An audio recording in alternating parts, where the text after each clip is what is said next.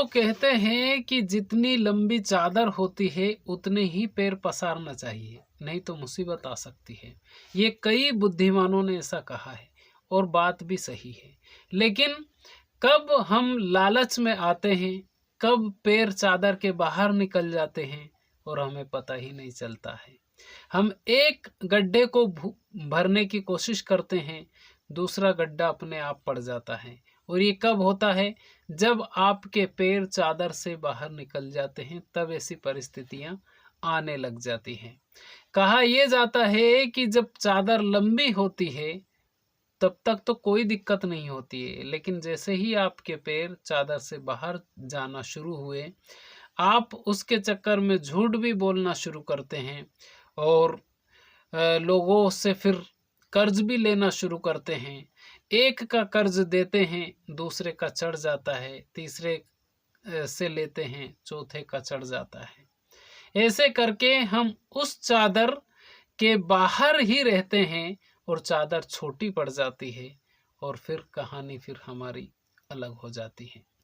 आज मेरे पास 3 कहानियां थी।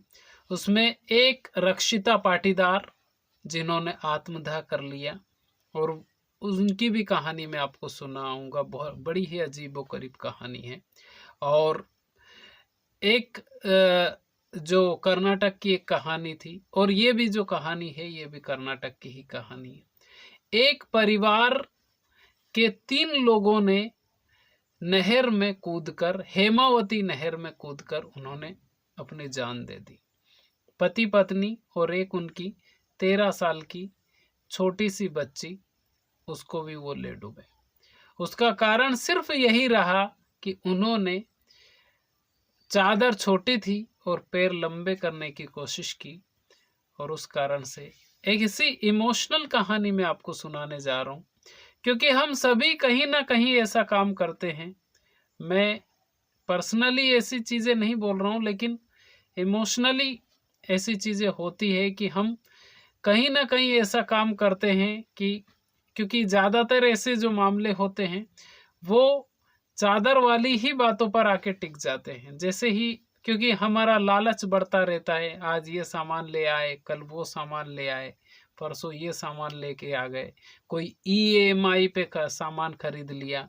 क्योंकि सरकारी कर्ज होता है तब तक तो ठीक है, क्योंकि RBI ने भी ऐसी चीज़ों पर जहाँ पर लगता है कि ये सहानुभूति वाला मामला है, तो वहाँ पर RBI ने भी सख्त निर्देश दे रखे हैं बैंक वालों को कि आप ऐसे व्यक्ति के साथ में थोड़ा सा अच्छे से पेश आइए, उनसे सही से बात कीजिए, और ये सब चीज़ें हैं।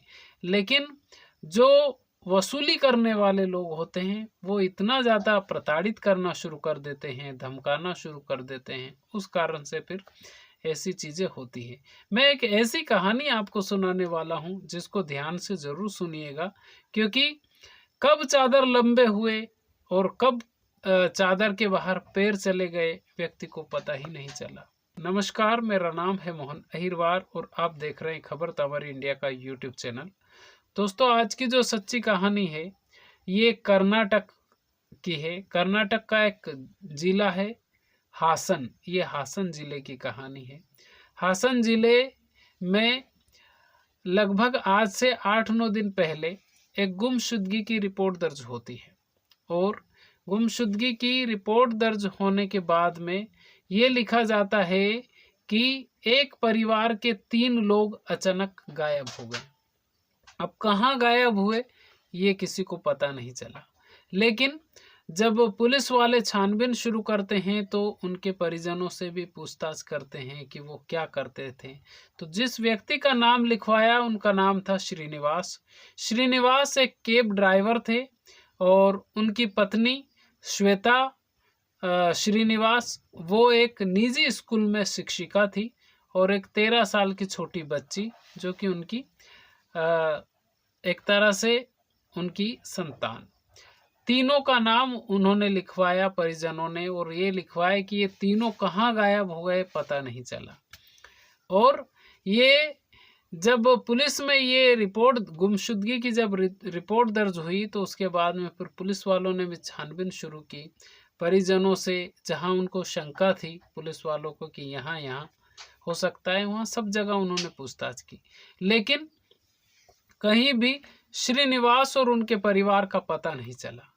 फिर अभी एक दिन पहले ही हेमवती नहर में 2 शव तैरते हुए दिखाई दिए। किसी ग्रामीण क्षेत्र के ग्रामीण का कोई गांव का कोई व्यक्ति होगा, उनको 2 शव तैरते हुए नजर आए, क्योंकि जब व्यक्ति कूदता है तो अंदर चला जाता है और जब पूरी तरह से फूल जाता है फिर पानी भी बाहर फेंक देता है। और वो शव जब तैर रहे थे तो फिर ग्रामीणों ने पुलिस को सूचित किया और सूचित करने के बाद में फिर बुलाया, और जहां पर ये रिपोर्ट दर्ज हुई थी वहां तक ये मामला पहुंचाया कि 3 लोगों की कहीं 2 लोगों की अगर कहीं रिपोर्ट दर्ज हुई हो गुमशुदगी की, तो वहां पे फिर पुलिस वाले पहुंचे और उनका आधार कार्ड और ये सब चीज़ें देखी। तो देखने के बाद में वो श्रीनिवास और उनकी पत्नी श्वेता का शव था, उनको बाहर निकाला गया। अभी उनकी बेटी नागाश्री अभी तक भी गायब है। अभी तक उस जो बेटी जिसकी उम्र 13 साल थी उसका शव अभी तक मिला नहीं है। अब श्रीनिवास के बारे में पुलिस ने उनके परिजनों से पूछा कि आखिर ऐसी क्या वजह थी कि श्रीनिवास ने उनके बच्चों, उनकी बेटी सहित आत्मदाह कर लिया, नदी में कूदकर आत्महत्या कर ली। ऐसी क्या वजह रही? जब परिजनों ने बताया तो पूरा मामला ही ऐसा निकला। श्रीनिवास एक मामूली से कैब ड्राइवर थे और उनकी पत्नी निजी स्कूल में शिक्षिका थी। श्रीनिवास धीरे धीरे एक काम किया उन्होंने, फिर कोई दूसरा काम किया, और क्योंकि अगर निजी कर्ज होता है, जैसे किसान लोग करते हैं कि निजी कर्ज ये होते हैं कि जैसे किसी से प्राइवेट दवाई लेके आ गए, किसान लोगों की बात कर रहा हूँ। ऐसा ही कोई प्राइवेट लोन ले लेता है घर के ऊपर, या कोई ऐसे जो प्राइवेट लोन होते हैं तो वो उनका जो EMI मतलब जो किस्त होती है वो भी भरना मुसीबत हो जाता है, क्योंकि महीने की कमाई होना, और महीने की कमाई तो ठीक है लेकिन वो जितना कर्ज है उससे कम अगर कमाई है तो फिर मुसीबत बढ़ना ही है। और श्रीनिवास के साथ में सेम ऐसा हुआ। कर्ज इतना ज़्यादा हो गया और लेनदार जो लोग थे वो इतना ज़्यादा दबाव डालने लगे कि श्रीनिवास को मजबूरन में हेमवती नहर में कूदकर पूरे परिवार को वो एक तरह से उन्होंने ख़त्म कर लिया। ये मीडिया रिपोर्ट्स के अनुसार मैं आपको बता रहा हूँ, लेकिन सच्चाई भी ये है कि अगर चादर से बाहर जाते हैं तो मुसीबत हो ही जाती है। व्यक्ति कोशिश करता है कि कम खर्च करें, सब कुछ कम हो, लेकिन मान लीजिए अभी राखी ही आई है, चाहे घर में कुछ नहीं है लेकिन राखी के लिए जो सामान चाहिए वो तो लेके ही आना पड़ेगा। एक हिंदू धर्म की बात कर रहा हूँ। अब कुछ भी करके उस व्यक्ति को लेके आना ही पड़ेगा। बीवी अगर मायके जा रही है तो उसको जो जो सामान चाहिए वो आपको दिलवाना ही पड़ेगा, कुछ भी करके वो दिलवाना पड़ेगा आपको। अब उतना जो भी खर्चा हो रहा है वो तो करना ही पड़ेगा। ये एक ऐसी चीजें हैं जो कि जरूरी होती है और वो करना भी पड़ता है। दोस्तों, ऐसे हालात हर व्यक्ति के कभी कभी बन जाते हैं, लेकिन जीवन को समाप्त करना ये लास्ट ऑप्शन नहीं है। और मैं हर बार ऐसी बातें बोलता हूँ क्योंकि कहानियाँ अलग अलग आती रहती है, लेकिन हर कहानी से हमें कुछ ना कुछ सीखने के लिए ज़रूर मिलता है।